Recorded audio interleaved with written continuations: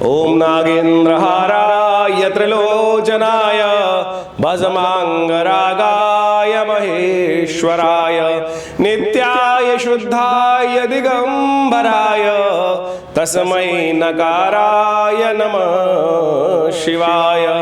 ओम त्र्यंबकं यजामहे सुगंधिं पुष्टिवर्धनम् उर्वारुकमिव बंधनान् मृत्योर्मुक्षीयमामृतात्। नमस्कार, स्वागत है आपका आचार्य वाणी में। मैं आचार्य डॉक्टर विक्रमादित्य आपके साथ हूँ। आज का विषय है कन्या राशि वालों के लिए 8 अगस्त के दिन बृहस्पतिवार का अवसर चतुर्थी तिथि है। कन्या राशि में सुबह सुबह चंद्रमा प्रवेश कर आपके लिए संपूर्ण मनोरथ सिद्ध करने के योग बने। बृहस्पति पर पूर्ण दृष्टि रहेगी और इतने दिन जो धीरे धीरे ग्रह योग नेगेटिव दिखाई दे रहे थे वो एकदम पॉजिटिविटी की तरफ आपके लिए बनते दिखाई देंगे। ये 3 दिन आपके लिए खास योग लेकर आ रहे हैं 8, 9, 10। तो ऐसे में जो कमियां थी उनको ठीक करने के लिए सही रास्ता आपको प्राप्त हो सकता है। देव कृपा से अपने आप कोई ना कोई रास्ता बनेगा। विघ्नों को हरने के लिए भगवान गणेश का स्तवन सबसे श्रेष्ठ है, क्योंकि बृहस्पतिवार के दिन चतुर्थी का विनायक चतुर्थी का योग बन रहा है। ऐसे में गणेश जी के मंदिर पर जाकर दूर्वा उन्हें अर्पित करना आपकी राशि के अनुसार से सबसे श्रेष्ठ उपाय रहेगा। 9 अगस्त के दिन बात करने शुक्रवार का अवसर पंचमी तिथि नाग पंचमी का सुंदर योग बन रहा है ग्रह नक्षत्र दृष्टिकोण से, और चंद्रमा लग्न में स्थित होकर बृहस्पति की पूर्ण दृष्टि मंगल के साथ युक्त होकर मंगल भी धीरे धीरे आगे बढ़ते हुए आपकी राशि के चंद्रमा बृहस्पति से हैं तो अभी पीछे, लेकिन बहुत जल्दी मंगल आगे बढ़ जाएंगे। और ये जो मंगल बृहस्पति का योग है वो भी पॉजिटिव होने के साइन देना शुरू कर देगा। लेकिन अभी अननेसेसरी के क्लैशेस थोड़े चल रहे हैं, लेकिन चंद्रमा ने आपके लिए बहुत सुंदर सपोर्ट उपस्थित करी है। तो अच्छा ये रहेगा कि आप खीर का भोग भगवान को लगाने का प्रयास करें, खीर का प्रसाद ग्रहण करने का प्रयास करें, दूध का दान करने का प्रयास करें। ये श्रेष्ठ उपाय आपकी राशि के अनुसार से हैं। 10 अगस्त का दिन शनिवार की तिथि है। तुला राशि में चंद्रमा का प्रवेश होगा, ये आपके लिए अनुकूल रहेगा। तो आपके लिए ग्रह नक्षत्र इस वक्त कई दिशाओं में पॉजिटिव बन चुके हैं, लेकिन संतान गृहस्थ लोग संतान का ध्यान रखते हुए कार्य करें। अननेसेसरी संतान के कृत्यों पर थोड़ा ध्यान रखिएगा। कहीं ना कहीं जैसे बच्चों के लिए चोट लगने के योग दिखाई देते हैं, आपके ग्रह थोड़े से इन दिनों भारी चलते दिखाई दे रहे हैं बच्चों के लिए। तो उसके लिए महामृत्युंजय मंत्र का जप करना अच्छा रहेगा, और हो सके तो उड़द का दान, काली चीज़ों का दान करना आपके लिए श्रेष्ठ है। ज्योतिष विज्ञान के अनुसार से जब हम गणनाओं को समझते हैं तो उसका प्रत्यक्ष रूप से प्रभाव जीवन में क्या कुछ पड़ रहा है वो अच्छे से समझ में आ सकता है। और उसी के परिवर्तन के रूप में यदि हम कुछ परिवर्तन लाने का प्रयास करें, कर्म को बदलने का प्रयास करें, तो जीवन में बड़ी से बड़ी विपदा का निदान भी मिल सकता है। ये भी प्रत्यक्ष प्रमाण है और हजारों लोगों ने इसका लाभ लिया है। ज्योतिष की गणनाएं बता देती हैं कि आने वाले समय में कैसा समय आपके लिए रहेगा, और उसी के अनुसार से यदि हम जीवन में रास्ता मार्ग परिवर्तन कर लें तो अपने जीवन में हर्ष उल्लास आनंद के मार्ग भी प्रशस्त कर सकते हैं। हमने आपके समक्ष में आपकी जन्मपत्री, आपके प्रश्न को समझते हुए, साथ साथ आपकी ग्रह गणना की राशि के अनुसार से समझते हुए, जो कुछ समय को समझते हुए आपके समक्ष रखा है वो आपको अच्छे से समझना चाहिए। देखिए, काल गणना ज्योतिष की जो है वो कई प्रकार से की जाती है। एक तो जन्मपत्री के हिसाब से की जाती है, एक गोचर के हिसाब से की जाती है, और अनेक ऋषियों ने अनेक मत उसके संबंध में उपस्थित किए हैं। उन समस्त मतों को एक साथ यदि अध्ययन के रूप में रखा जाए तो उससे बहुत कुछ जानने को मिल सकता है।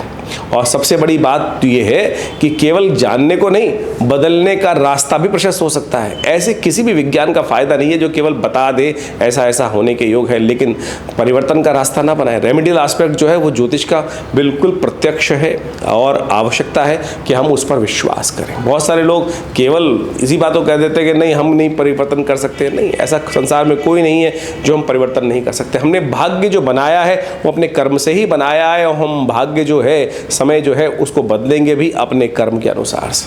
और एक बात समझ लीजिए, हमको ये समझ लेना चाहिए कि हमारे कई बार क्या होता है कि हम अपने जीवन में हमने देखते हैं कई बार हमने बिल्कुल गलत भी किया तब भी हम बच के निकल जाते हैं। और कई बार क्या समस्या होती है, हमने कुछ भी गलत नहीं, किसी व्यक्ति ने कोई गलत नहीं किया तब भी वो परेशानी में फंस जाता है। क्या खेल है आपके शुभ कर्मों का, पुण्य कर्मों का। जब आपको लगे कि आप वहाँ बच के निकल गए तो भगवान का शुक्रिया अदा कीजिए कि हाँ, हमारे पुण्य कर्म थे जो हमारे वो आगे और वो हमारे जीवन में शुभ हमको दे गए। इसलिए पुण्यों का अकाउंट जो है वो हमेशा भर के रखने का प्रयास करें। और कई बार जो देखे जाते हैं जब जीवन में समस्या आनी शुरू हो जाती हैं अच्छे कर्म करने के बावजूद भी, तो समझ लीजिए कहीं ना कहीं पुण्यों का अकाउंट जो है बहुत जल्दी समाप्त हो रहा है और उसमें आवश्यकता है बहुत जल्दी से भरने की। इसलिए जो शुभ कर्म हमेशा कैसे भी, जब भी अवस्था मिल जाए, कैसे भी राज मिल जाए, वो करने का हमको प्रयास करना चाहिए। इसलिए भारतीय संस्कृति में ऋषि मुनियों ने छोटे छोटे उत्सवों का निर्माण किया। ये सावन का प्रभाव है, ये भादों का प्रभाव है, ये जन्माष्टमी है, ये राखी है, ये अनेक उत्सव हैं, ये प्रदोष का व्रत है, ये सत्यनारायण का व्रत है। ये सब के सब आपको सात्विकता की तरफ ले जाते हैं, पुण्यों को उदय करने की तरफ ले जाते हैं। सुबह शाम आपके हाथ से कुछ निकल जाए, दान आ जाए, दिया लिया सामने आ जाए, तो आप मान के चले कि आपके बहुत पुण्य भाग्य उदय करने के लोग बनते हैं। तो इसलिए बहुत सारे लोग इस संसार में आपके मनोमस्तिष्क में नेगेटिव बात डालने का प्रयास करेंगे, इसका कोई प्रभाव नहीं होता। अपने दिल पे हाथ रख के समझ लीजिएगा, क्योंकि आपने भी इसको प्रभाव को समझा होगा, जीवन में बहुत बार देखा होगा। तो ये सारा का सारा खेल भाग्य का है। कई बार हम बोल देते हैं भाग्य का खेल, लेकिन भाग्य बनता कैसे है वो भी तो हमको सिद्धांत समझना चाहिए।